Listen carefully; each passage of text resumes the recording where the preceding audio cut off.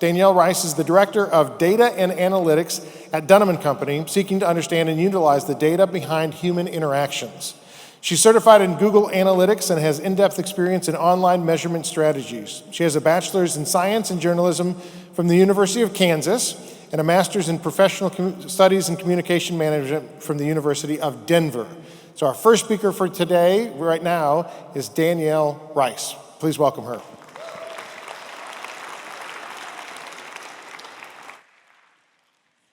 Hello everyone. It's good to see you today. For those who are attending virtually, it's good to see you as well.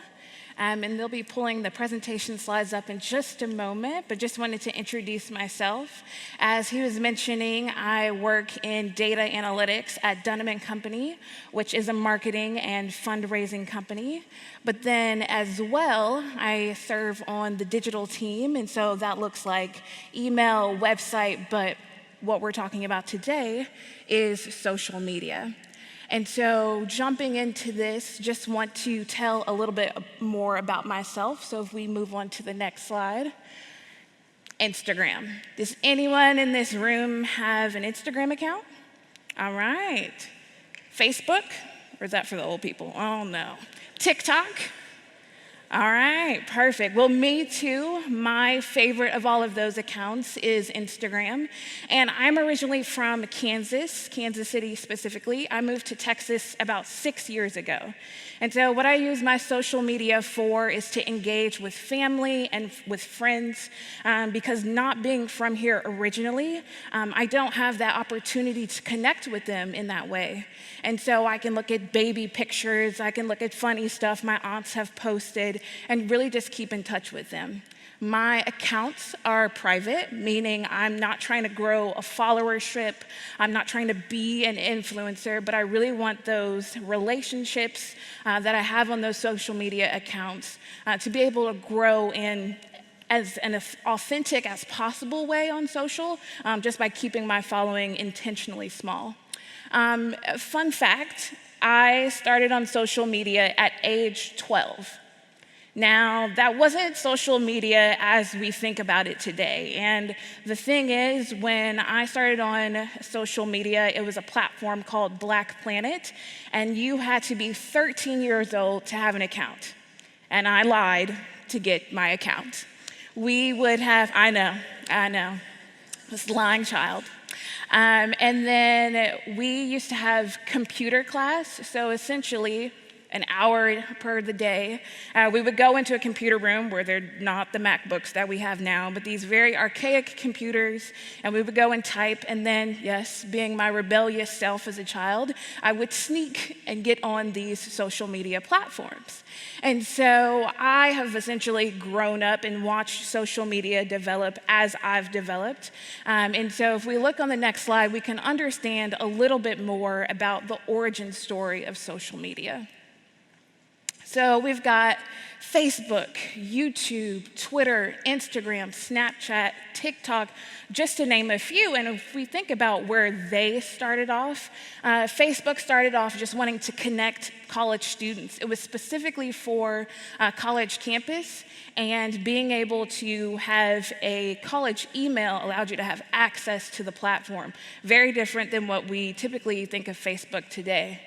YouTube going to provide an option for videos and people to be able to share those and interact with each other from that standpoint. Twitter having status updates kind of a couple of years later after, more modern social media began. And now Twitter right now is more of a news platform. When I originally started off on Twitter in 2006, it was very much status updates of like, this is what I'm eating right now. This is what I'm doing right now. This is what I'm wearing today. So not far off from what we've got today, but really much more boring. Then we get into Instagram, where you've got all this content on Facebook and on YouTube and on Twitter, but Instagram started to just inspire creativity and giving people an option to express themselves in a new and creative way. And then if you weren't that good at expressing yourself, you could hop over to Snapchat and that can disappear. And no one needs to see the thing that you just posted and it can go away. And now we're at TikTok, which we're in quarantine, and during COVID, we spent a lot of time doing our dances and all of that, and just expressing yourself in that way and being more creative. This is where we started with social media, with good intentions, but let's take a look at where we've come from that. So if you think about it, every social media platform is a business, and every business has to make money. So that means within these businesses, there's a buyer and there's a seller. Well, if the social media platform is the seller, you might, in some cases, think you're a buyer. Who's ever bought anything off of Facebook or been scrolling on Instagram and kind of clicked out to buy something else? Well, that's not actually what the social media platforms are doing. They're not selling to you. Well, let's think about if they're not selling to us, well, who are they selling to? And we'll take a look on the next slide. So what do they sell? Well, they're selling you. Okay, and not to be weird, but they're not just selling you, they're selling your attention. And they're not just selling your attention, they're selling the ability to alter your behavior and to change what you believe. Now, if you think I'm kind of joking around with they're selling me, what does that mean? Let's think about it like this. Has anyone ever sat and watched plants grow? No, I doubt it. That's kind of weird. So, a couple over there. Okay. So if you sit and watch plants grow, you really won't be able to tell what's happening. It just looks like everything is kind of standing still at that moment. But in the right circumstances, in the right environments, over time, change will occur. And that's exactly what happens when we interact with social media. We're scrolling and we're scrolling and we're scrolling, and for some people, we're swiping and we're swiping and we're swiping. And we don't realize that a change is happening in ourselves at that time. And so over time, with the steady diet of information, it starts to change what we believe and what actions that we're taking. And so who are they selling it to? Well, they're selling it to advertisers. And as I mentioned, these social media platforms are a business. And so we all go to facebook.com, but as an advertiser, I go to business.facebook.com. And so when I buy as an advertiser a specific happenstance where I'm purchasing your attention and I'm purchasing your specific behavior or action, those are called conversions.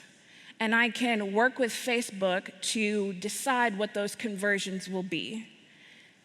And so if we move on, we'll start to understand a little bit more about what's happening here. So you've got you, the user. You're putting data in the form of photos, videos, messages, any of your interactions. They're capturing every detail around how you're interacting with a platform. That's what you're doing. Then social media, specifically Facebook, Instagram, Pinterest, TikTok, all of those things, they are making the platform an addictive environment because what they want is for you to continue coming back, to continue engaging. Why? Because they then want to sell that to advertisers, those conversions that I was talking about. The ability to change your behavior specifically without you knowing it. That is what makes the product valuable, is that you don't know that you are the thing that is being sold. And so as the guy mentioned before, essentially, if you're not paying for it, and that may be social media, that may be another app on your phone, pretty much anything, if you're not paying for it, you are what's being sold. Your attention, the ability to change your behavior, to change what you think, that is the thing being sold to advertisers. Now, advertisers like myself try to share the gospel, try to get people encouragement, but there are other advertisers out there that are doing the opposite. They're trying to inform you, to sway your behaviors, to be able to get you to eventually vote in a specific way. And just being conscious of that allows you to be able to make better decisions in your life. And if we go on, we really want to look at, is it all that bad? So say they change your behavior, you buy an extra necklace that you didn't need, you attend an event, maybe you found some information and you're like, nah, okay. Well, we've had fun. Who loves cat videos or any of those fun motorcycle videos that are happening and showing up on social media? We've laughed, we've inspired, we've been connected to each other, just how I mentioned with my family. But we also have to be honest that there is a dark side of social media as well. We have been bullied on social media, we've cried during some times, but then we've also lied to other people and we've lied to ourselves, especially when we associate our value with another like or another subscriber. And so as we look and examine the both good and bad parts of social media and of ourselves, we have to take a look at some of the ramifications that social media has caused. And we can see on the next slide that fake news on Twitter spreads 6 times faster than true news. So let's take a step back and think about what implications that has. So if the social media platform's job is to keep you on social media longer, then it's more valuable for them as a business to spread fake news, alarming news, propaganda, anything that would shock you. Those are the things that we're naturally attracted to. Those are the things that we share more often. And so those are the things that are going to be more rampant on social media than something that may be inspiring or life-giving.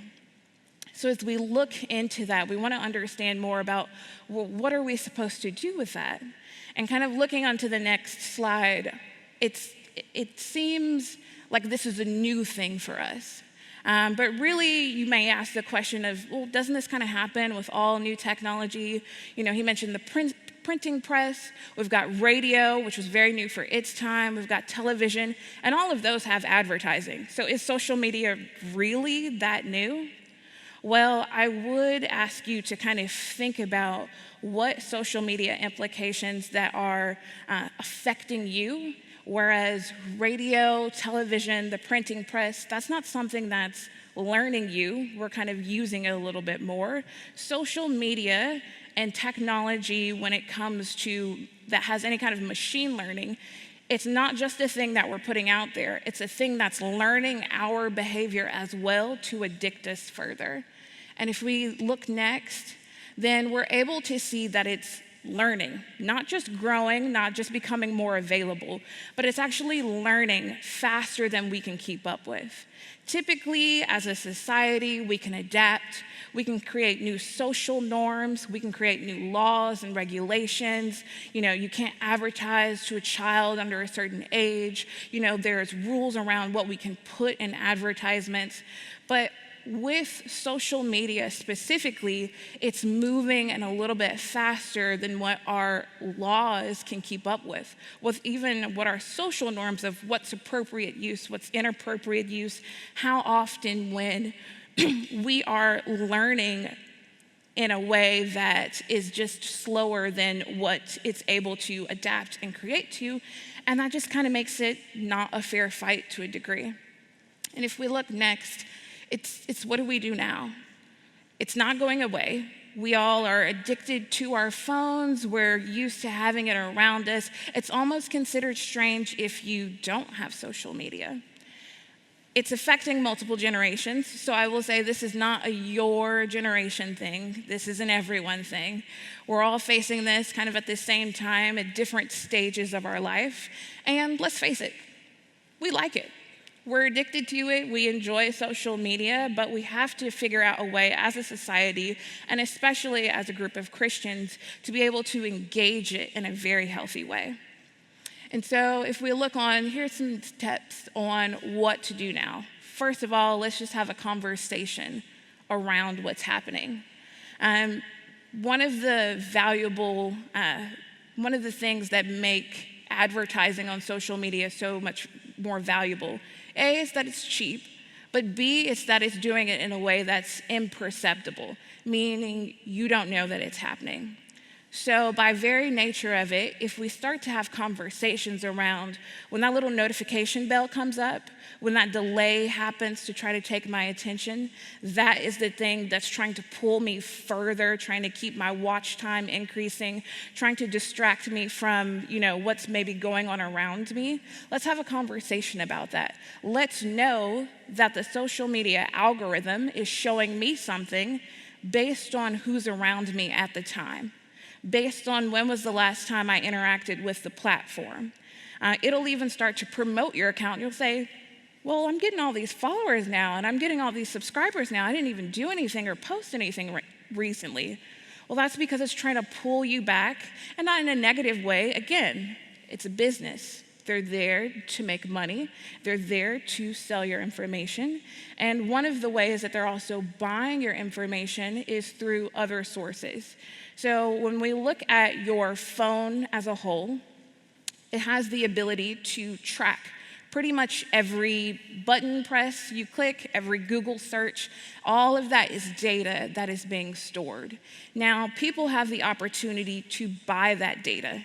Every card or credit card purchase you make, your location data, all of that information is being bought and sold by multiple parties.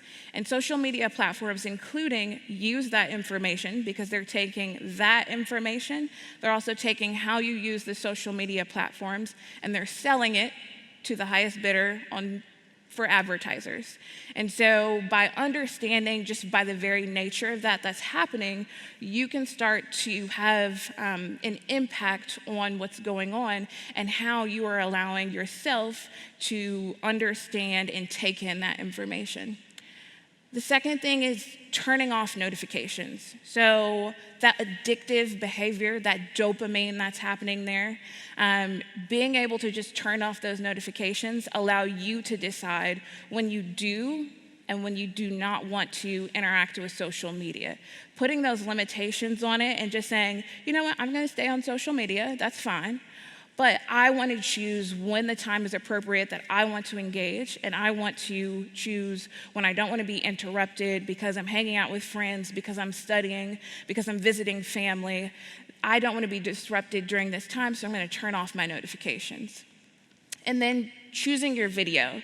So if you're ever on YouTube and you're watching a specific video, that video that comes up next, that's the machine learning. It's looking at your location, who's around you, the last videos you watched, the last time you logged online, maybe some other apps that you're interacting with. It's looking at your age, your expected gender, your expected household income. It knows a lot of information around you, and in a snap second, it's throwing up that next video because it knows based on the machine learning that that video will lead to a next video, that next video will lead to something else, and you'll look up and you plan to spend 10 minutes just watching a funny video, but actually it's been 3 hours.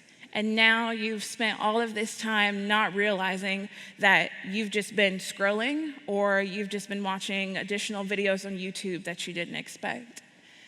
And so if we look at the next one is fact-checking before you share. So I talked about how the goal of social media is to keep you on those platforms and that fake news spreads 6 times faster than true news. Well, what's happening is when you start to engage with a specific piece of information and it keeps you on the platform, then they'll serve up another piece of information similar to it, and they'll serve up another piece of information similar to that. And then that's where as a society, we start to disagree on some fundamental and basic things. We've got the people who believe that there's a flat earth, and people who believe that the earth is round, something that wouldn't have been argued before, but because the silos of information that happen on social media, it continues to perpetuate certain ideas. If we see a video that's happening on social media, some will say that was a horrific video, we need to rally for change. Others will disagree and say those were all staged actors. We're moving to a place in our society where we don't know what is true. And not in a biblical sense or a worldview perspective, but day-to-day things. Imagine a society, imagine a life where you can't agree on very simple things to be able to have a simple meaning of truth of what is and what is not. That's where we're moving towards. So let's fact check before we share. Let's look at disagreeing sources and really wrestle with what is the true understanding of what's happening here, what are the implications, who's valuing from this, and be able to decide for ourselves what we believe and not continually allow it to affect us. Let's continue to decide when and where we want to limit our use. So like with anything, we want to decide where I'm going to bring my social media and have a certain amount of time in the evening or during the day where it's fine for me to use my social media, engage with my friends, and engage with other videos online. But then let's say, right here, this is my sacred time, enough is enough. I'm going to spend time with my family. I'm going to read. I'm going to engage with friends, do a physical activity. And let's set parameters because we decide when and where we want to engage on social media. And then check your privacy settings, both in your phone, but then also on the app. They kind of live in two different places. Checking your privacy settings on your social media platforms. So in case you're posting videos or things that are going on in your life like I am, I only want my family to see those. So like I said, I have private accounts. And so just monitoring, do you want a future employer to see this, or do you even just want a stranger to see this? A specific example is I have a cousin, and he works in the entertainment kind of music industry. And so he's a little bit more well-known from where the city that I'm from. And so he posts photos of his young child, and it's great for family to see as he's kind of getting older. We're, living abroad and kind of living away, and so we're able to see our younger cousin kind of grow up. But because his social media is unlocked, he was at the mall, and this woman just comes and picks up his child and is able to know him by name and know all the family. And it's like, well, this is stranger danger. I don't know you. And so just being aware that social media sometimes can make it feel like we have a personal connection when that's not something that you would do in real life, and just being authentic and aware of what's happening. So choosing to have your settings private or choosing to monitor what you post so that you know what is out there and available information that people may want to know. Then also just being authentic. Anything that you would do IRL in real life, that should mirror the same person that you are on social media. If you wouldn't say it to someone's face, don't post it online. If you wouldn't want to go down in history as having said it, don't say it online, don't post it online. Have a little bit of a filter between what you're posting and the emotion or the perception that it can come across, because those things can last years and years later. And I know that you face this often. When I was in high school, I did not have the same pressures to be posting on Facebook and doing all of these things. We had a little bit of social media, but it was not as prevalent as it is today. So those are additional stressors that you all face. But just being mindful that the person I am here is the person that I want to be online as well, and keeping those the same. And if we go finally, the thing that I ask you to do, if you remember nothing else, is to make a decision. The social dilemma means that we have two paths in front of us, and we have to choose, we have to decide what we will do in response to that. And so I'm just asking you to make a decision, pick a thing from what I've listed before to choose and to be able to decide what you want to do and who you want to be, both in real life and on social media as well. Because as I mentioned, your interactions on social media, that behavior is consistently influencing you. So make a decision today to influence it as well. Thank you.